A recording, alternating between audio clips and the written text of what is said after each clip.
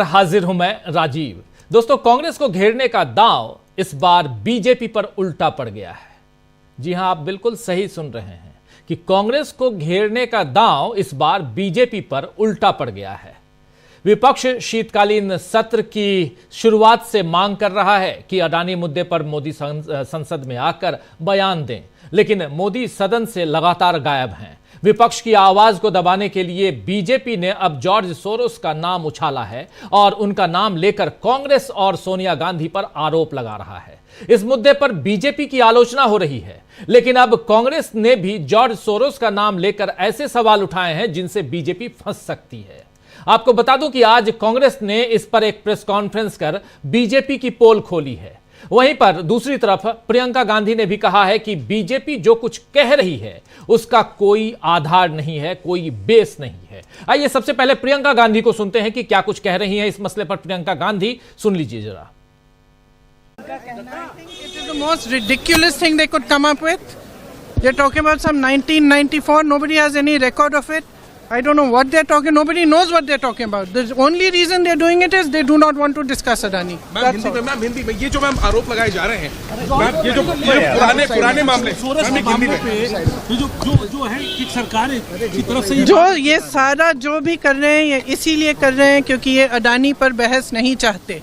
सीधी सी बात है, ये जानते हैं कि घूस दिया गया है, ये जानते हैं कि आज देश की जनता तरस रही है। जो बिजली के बिल उनको आ रहे हैं, लोगों को, गरीब लोग हैं वो दे नहीं पा रहे हैं, और इतने बड़े बड़े बिल आ रहे हैं क्योंकि इन लोगों ने घूस खाई है। और ये जानते हैं कि इस पर बहस नहीं कर सकते, इसलिए छिप रहे हैं, इसलिए रोज रोज कोई ना कोई बहाने ये सदन को बंद कर रहे हैं। इसका रास्ता क्या है? बहुत बोल लिया मैंने। तो प्रियंका गांधी को आप सुन रहे थे, सीधा हमला बोल रही हैं और वो भी मोदी सरकार पर। वहीं दूसरी तरफ कांग्रेस की प्रेस कॉन्फ्रेंस में आज सुप्रिया श्रीनेत में जो कुछ कहा है ये भी सुन लीजिए। और इसमें जॉर्ज सोरोस से लेकर तमाम, और जॉर्ज सोरोस का कैसे संबंध है इधर कांग्रेस के नहीं बल्कि बीजेपी के साथ, वो बता रही हैं सुप्रिया श्रीनेत। जरा सुनिए।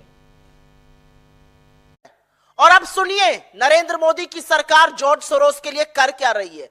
नरेंद्र मोदी खुद और उनकी सरकार जॉर्ज सोरोस को पैसे दे रही है। और हम बीजेपी की तरह व्हाट्सएप के खर्रे पढ़कर नहीं आते, तथ्य और सबूत लेकर आते हैं। ये तथ्य और सबूत मेरे हाथ में है जो मैं आपके साथ साझा भी कर लूंगी। जॉर्ज सोरोस की ओपन सोसाइटी नाम की जो फाउंडेशन है, उसका इस दुनिया के 68 देशों में प्रोजेक्ट चल रहा है। और उन 68 देशों में जो प्रोजेक्ट है उसकी फंडिंग, उसकी असिस्टेंस, उसकी एड यूएन डेमोक्रेसी फंड से आती है। UN democracy fund UN secretary general की नाक के नीचे है, यूएन सेक्रेटेरिएट में है। और यूएन डेमोक्रेसी फंड में करीब 45 देश डोनर हैं। और नंबर 4 के डोनर मोदी जी हैं, हिंदुस्तान है। क्यों डोनेट कर रहे हैं आप?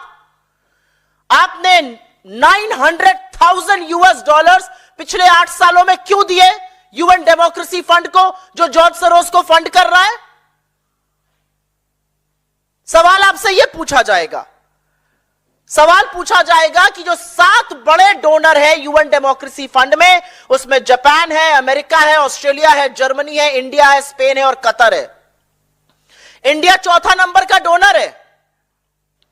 यूएन डेमोक्रेसी फंड को आप डोनेट करते हैं, यूएन डेमोक्रेसी फंड से पैसा जो है वो जॉर्ज सोरोस को जा रहा है, उसके 68 प्रोजेक्ट्स को जा रहा है, और आपको सिर्फ लफाजी करनी है। क्यों आप जॉर्ज सोरोस को पैसा दे रहे हैं? क्यों आपने 900,000 US डॉलर्स उनको दिए? लेकिन अभी बीजेपी और जॉर्ज सोरोस की जो मिली भगत और कहानी है ना, वो खत्म नहीं हुई है। तो बीजेपी और जॉर्ज सोरोस की जो कहानी है, मिली भगत की कहानी, वो खत्म नहीं हुई है, ये कह रही हैं यहां सुप्रिया श्रीनेत। आज प्रेस कॉन्फ्रेंस करके कांग्रेस ने बीजेपी से बाकायदा मांग भी की है कि क्यों नहीं वो अमेरिका से जॉर्ज सोरोस के प्रत्यर्पण की मांग करती है ताकि यहां उन पर मुकदमा चलाया जाए। यानी जॉर्ज सोरोस का नाम लेना बीजेपी को महंगा पड़ गया। आपको बता दूं कि अमेरिकी अरबपति जॉर्ज सोरोस दुनिया के कई देशों में लोकतंत्र को मजबूत करने के लिए अपनी संस्थाओं के जरिए मुहिम चलाते हैं, उन्हें वित्तीय मदद करते हैं। सोरोस मोदी सरकार के मुखर आलोचक हैं। पिछले साल की शुरुआत में जर्मनी के म्यूनिख में रक्षा सम्मेलन में जॉर्ज सोरोस ने कहा था कि भारत एक लोकतांत्रिक देश है, लेकिन प्रधानमंत्री नरेंद्र मोदी लोकतांत्रिक नहीं हैं और मोदी के तेजी से बड़ा नेता बनने की अहम वजह भारतीय मुसलमानों के साथ की गई हिंसा है। पिछले साल ही सोरोस ने भारतीय कारोबारी गौतम अदानी का भी जिक्र किया था और कहा था कि मोदी और अरबपति अदानी में करीबी रिश्ते हैं, दोनों का भविष्य एक दूसरे से बंधा हुआ है। अदानी पर स्टॉक मैनिपुलेशन के आरोप हैं और मोदी इस मामले पर खामोश हैं, लेकिन उन्हें विदेशी निवेशकों और संसद में सवालों के जवाब देने ही होंगे। ये बात कह रहे थे जॉर्ज सोरोस और सीधे मोदी और अदानी के संबंधों पर। और इस पर विदेश मंत्री एस जयशंकर ने जो कुछ कहा था वो भी आपको बता दूं। विदेश मंत्री एस जयशंकर ने कहा था कि सोरोस एक बूढ़े रईस हठधर्मी व्यक्ति हैं जो न्यूयॉर्क में बैठकर सोचते हैं कि उनके विचारों से पूरी दुनिया की गति तय होनी चाहिए। जी हां, कह रहे हैं कि सोरोस एक बूढ़े रईस और हठधर्मी व्यक्ति हैं जो न्यूयॉर्क में बैठकर सोचते हैं कि उनके विचारों से पूरी दुनिया की गति तय होनी चाहिए। तो एक तरफ सोरोस की बुराई और दूसरी तरफ उनके साथ रिश्ता रखना नरेंद्र मोदी के लिए भारी पड़ रहा है। और वहीं मोदी का साथ देने के फेर में उपराष्ट्रपति जगदीप धनखड़ फंस रहे हैं। बीजेपी को जवाब देने से बचाने का काम लोकसभा अध्यक्ष और राज्यसभा के सभापति कर रहे हैं, ये आरोप विपक्ष लगा रहा है। और आज देश के संसदीय इतिहास में विपक्ष ने उपराष्ट्रपति को पद से हटाने का प्रस्ताव संबंधी नोटिस पेश कर दिया है। संसदीय कार्य मंत्री किरण रिजिजू ने विपक्ष के इस कदम की आलोचना की है और कहा है कि धनखड़ जी के मार्गदर्शन में राज्यसभा अच्छे से चल रही है, लेकिन विपक्ष इसमें बाधा डाल रहा है। ये संसदीय कार्य मंत्री किरण रिजिजू का बयान है। लेकिन दूसरी तरफ आपको बता दूं कि विपक्ष ने कहा है कि सभापति का आचरण अस्वीकार्य है। जी हां, सभापति का आचरण अस्वीकार्य है। वो बीजेपी के किसी प्रवक्ता से ज्यादा वफादार दिखने का प्रयास कर रहे हैं, कोशिश कर रहे हैं। वैसे दोस्तों, यह अविश्वास प्रस्ताव सफल नहीं हो पाएगा, यह बात विपक्ष भी जानता है, लेकिन उसने अपना विरोध दर्ज करा दिया है और यह भी मोदी सरकार के लिए एक बड़ा झटका है। वैसे संसद के बाहर न्यायपालिका में बैठे लोग भी किस तरह मोदी के एजेंडे को बढ़ा रहे हैं, इसकी मिसाल रविवार को इलाहाबाद हाई कोर्ट के जज शेखर कुमार यादव ने पेश कर दी थी। आपको याद होगा कि जज शेखर कुमार यादव जो इलाहाबाद हाई कोर्ट के जज हैं, वो विश्व हिंदू परिषद की लीगल सेल की एक मीटिंग में गए जिसमें उन्होंने मुस्लिमों के खिलाफ बातें की और कहा कि देश बहुसंख्यकों के हिसाब से चलेगा, अल्पसंख्यकों के हिसाब से नहीं। लेकिन अब सुप्रीम कोर्ट ने उस भाषण का संज्ञान लिया है। सुप्रीम कोर्ट ने बयान में कहा है कि इलाहाबाद हाई कोर्ट से और विवरण मंगाया गया है और मामला विचाराधीन है। यह सुप्रीम कोर्ट का बयान है कि इलाहाबाद हाई कोर्ट से इस मसले में और ब्यौरा मंगाया गया है, विवरण मंगाया गया है और यह मामला विचाराधीन है, इस पर आगे बात होगी। कायदे से तो दोस्तों जज साहब को अब तक हटा दिया जाना चाहिए था, जैसा उन्होंने बयान दिया है। लेकिन अच्छी बात है कि सुप्रीम कोर्ट इस तरह की जातियों पर नजर रख रहा है। इस पर कई तमाम अलग अलग जजों ने, अलग अलग वकीलों ने, अलग अलग बुद्धिजीवियों ने अपनी प्रतिक्रिया दी है। खैर, बीजेपी की मुसीबत अब महाराष्ट्र में भी बढ़ रही है। मरकरवाड़ी के बाद अब सतारा जिले में कोलेवाड़ी गांव की ग्राम सभा में भविष्य में होने वाले सभी चुनाव मतपत्रों के जरिए कराने को लेकर एक प्रस्ताव पारित किया गया है। और इसी के साथ महाराष्ट्र में कोलेवाड़ी ईवीएम के खिलाफ प्रस्ताव पारित करने वाला दूसरा गांव बन गया है। पहला मरकरवाड़ी, दूसरा कोलेवाड़ी।